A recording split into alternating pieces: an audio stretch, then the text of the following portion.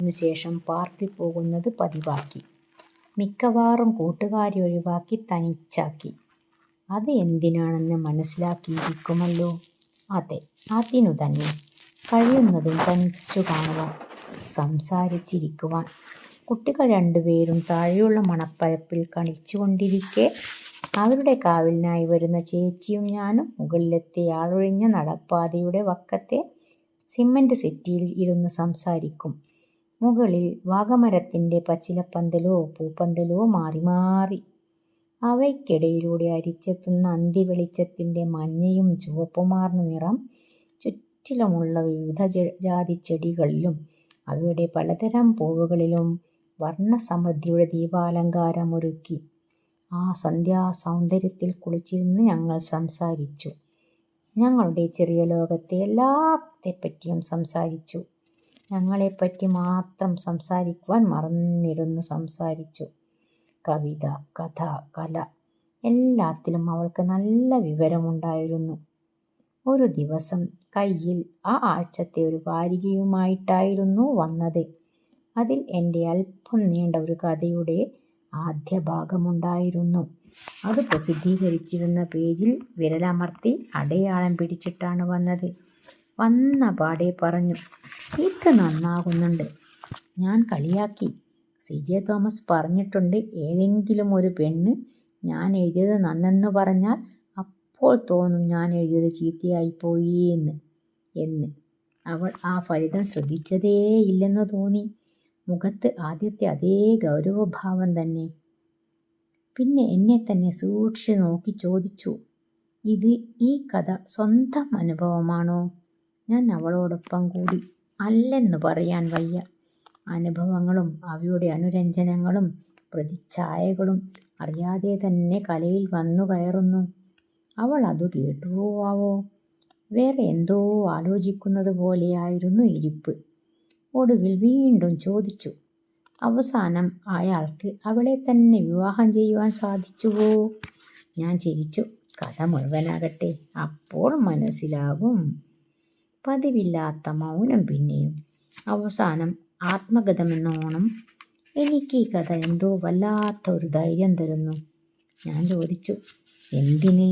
എന്തു ചെയ്യുവാനുള്ള ധൈര്യം? അപ്പോൾ ഒഴിഞ്ഞു മാറി, അല്ല, തെറ്റിപ്പോയി. ധൈര്യം തരുകയല്ല, പേടി കുറേശ്ശെ അകറ്റുകയാണ്. ഒരു കടങ്കഥയുടെ ഊരാ കുടുക്കിട്ടാണ് പോയത്. വേറൊരു ദിവസം കുട്ടികൾ വീട്ടിലേക്ക് ഓടിപ്പോയപ്പോൾ പിന്നാലെ നടക്കുകയായിരുന്നു ഞങ്ങൾ. ആൽത്തറ ചുവട്ടിലെ യക്ഷിയമ്മൻ്റെ അടുക്കലെത്തിയപ്പോൾ അവൾ അവിടേക്ക് നോക്കി ചോദിച്ചു, പാവം യക്ഷിയമ്മൻ, ഇല്ലാത്ത ആരാധകനെയും കാത്തങ്ങനെ അല്ലേ? മറുപടിക്ക് പകരം അങ്ങോട്ടും ചോദ്യമാണ് നൽകിയത്. ഇല്ലാത്ത എന്നും? പിന്നെ നിത്യവും കുളിപ്പിച്ച് കുങ്കുമവും ചാർത്തിച്ച് ചെത്തിമാലയും ചൂടിച്ച് തുളസിയിലകളും അർച്ചിച്ച് ഇരുത്തുന്നതാരാ? കുറേ നേരം മിണ്ടിയില്ല. പിന്നെ പതുക്കെ പേടിച്ചെന്ന വണ്ണം ശിഥിലമായ സ്വരത്തിൽ, ചിലപ്പോൾ തോന്നും ഞാനാണ് ഈ യക്ഷിയമ്മയെന്ന്. അപ്രതീക്ഷിതമായ പ്രസ്താവന ആയിരുന്നതിനാൽ ആദ്യമൊന്ന് അമ്പരന്നു. ഇല്ലാത്ത ആരാധനയും കാത്തിരിക്കുന്ന ഈ യക്ഷിയെന്നോ? അവൾക്ക് വല്ലാത്ത നിരാശായതുപോലെ. ഇല്ലാത്ത, ഒരിക്കലും ഇല്ലാത്ത അല്ലേ? ഞാൻ ഉറപ്പു നൽകി. ഇല്ലാത്തതെന്നോ? ആരു പറഞ്ഞു? ഉണ്ടല്ലോ, ഇപ്പോഴേ ഉണ്ടല്ലോ. ഇതുവരെ അറിഞ്ഞിട്ടില്ലേ? കണ്ടിട്ടില്ലേ? ആരോരുമില്ലാത്ത യക്ഷിയമ്മൻ്റെ ആൽത്തറയുടെ നേരെ മുന്നിൽ വെച്ചായിരുന്നു. വിളറി വെളുത്ത മുഖത്തോടെ അവൾ തലതിരിച്ചു നോക്കി നിൽക്കുകയായിരുന്നു. പൊടുന്നനെ എവിടെ നിന്നോ കിട്ടിയ ഒരു പ്രേരണയുടെ ശക്തിയിൽ ഞാൻ യക്ഷിയമ്മൻ്റെ പാതാരവിന്ദങ്ങളിൽ ആരോ അർപ്പിച്ചിരുന്ന തുളസിയിലകളിൽ നിന്ന് ഒരെണ്ണമെടുത്ത് പിന്നിൽ നീണ്ട് കറുത്തു തഴച്ച് സമൃദ്ധമായി കിടന്നിരുന്ന അവളുടെ കബരീഭാരത്തിൽ തിരുകി ചാർത്തി പറഞ്ഞു, എൻ്റെ യക്ഷിക്ക് പൂവില തരാൻ പകരം പൂവാങ്കുരുന്നില, തുളസിയില. അപ്പോൾ അങ്ങനെ ചെയ്തു പോയെങ്കിലും ആരെങ്കിലും കണ്ടുവോ എന്നെനിക്ക് ഭയമായിരുന്നു. അവൾ തന്നെയും അതെങ്ങനെ സ്വീകരിക്കുമെന്ന അങ്കലാപ്പായിരുന്നു. ഭാഗ്യം, ചുറ്റുവട്ടത്ത് ആരും ഉണ്ടായിരുന്നില്ല. അവളുടെ മുഖത്തു നേരെ തോന്നിച്ച പരിഭ്രമം അശേഷം കണ്ടില്ല. കൈ പിന്നിലേക്കു നീട്ടി ആ തുളസിയില മുടിയിഴകൾക്കുള്ളിൽ നിന്ന് വിടർത്തിയെടുത്ത് കൈത്തലത്തിലാക്കി. പിന്നെ തലകുനിച്ച് ദീർഘമായി വാസനിച്ചു.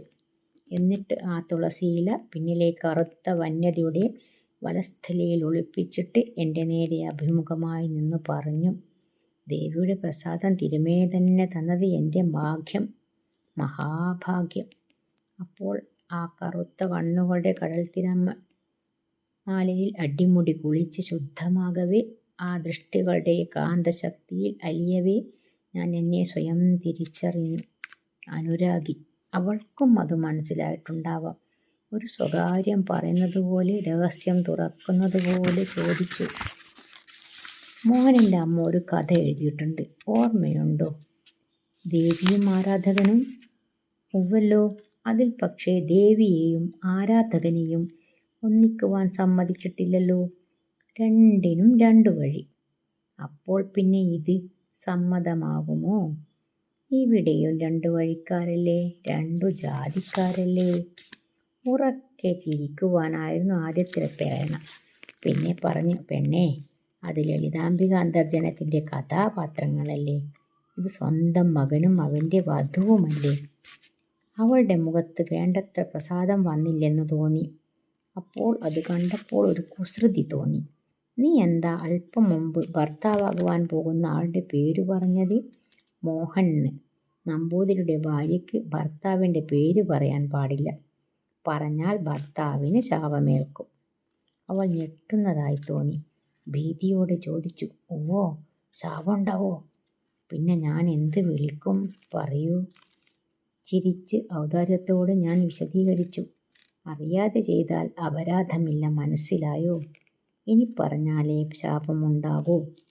അതുകൊണ്ടിനി എന്നെ കുഞ്ഞമ്പൂൻ്റെ അച്ഛനെന്ന് പറഞ്ഞാൽ മതി.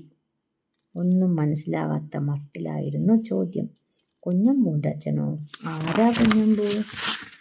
ഞാൻ വിവരിച്ചു. വടക്കൻ പാട്ട് വായിച്ചിട്ടില്ലേ? അതിൽ പറയുന്നില്ലേ, കുന്നിന്മേലുണ്ടോരോ ചൂട്ടാണെന്നോ, കുഞ്ഞമ്പൂൻ്റെ അച്ഛനോ മറ്റാരാനോ? കുഞ്ഞമ്പൂന്ന് ഈ പാട്ടിൽ പറയുന്നത് കാത്തിരിക്കുന്ന സ്ത്രീയുടെ മകൻ. മനസ്സിലായില്ലേ? കുഞ്ഞമ്പൂന്ന് പറയാൻ പോകുന്നത് നിനക്ക് പിറക്കാൻ പോകുന്ന മകൻ. എപ്പടി തിരിഞ്ഞോ? അവൾ കുലുങ്ങി ഉലഞ്ഞു ചിരിച്ചു. കണ്ണു നിറഞ്ഞൊലിക്കുന്നുണ്ടായിരുന്നു. സന്തോഷവും നാണവും ഉത്കണ്ഠയും ഉദ്വേഗവും എല്ലാം തികഞ്ഞ് അവൾ അങ്ങനെ നിന്നപ്പോൾ സത്യത്തിൽ എനിക്ക് അവളെ കെട്ടിപ്പിടിച്ചുമ്മ വയ്ക്കണമെന്നുണ്ടായിരുന്നു. ആ കൈത്തലത്തിൽ വിരലുകൾ പരസ്പരം കോർത്ത് ഒന്ന് അമർത്തി പിടിക്കുകയും ചെയ്യണമെന്നുണ്ടായിരുന്നു. പക്ഷെ ചെയ്തത് അതൊന്നുമല്ല. സന്ധ്യയുടെ മയങ്ങിയ നിഴൽ വെളിച്ചത്തിൽ മറ്റൊരു നിഴൽ പോലെ നിന്ന അവളുടെ മൂക്കിനു നേരെ, ആ ദേവീപ്രസാദം ഇപ്പോൾ വാസനിച്ച ആ മൂക്കിനു നേരെ ഒന്ന് തൊടുവാനായി വലതു കൈയിൻ്റെ ചൂണ്ടുവിരൽ മാത്രം മെല്ലെ നീട്ടി. തൊട്ടില്ല എന്നായപ്പോൾ പിൻവലിച്ചു. വേണ്ട, ഇപ്പോൾ വേണ്ട, അശുദ്ധമാക്കേണ്ട. എന്നോ അന്ന് മാത്രം മതി. പിന്നീടൊരിക്കൽ അവൾ അന്വേഷിക്കുകയുണ്ടായി, എന്താ അന്ന് തൊടഞ്ഞത്? ഇപ്പോൾ തൊടുന്നു വിചാരിച്ച് ഞാൻ കോരിത്തരിച്ചു നിൽക്കുകയായിരുന്നല്ലോ.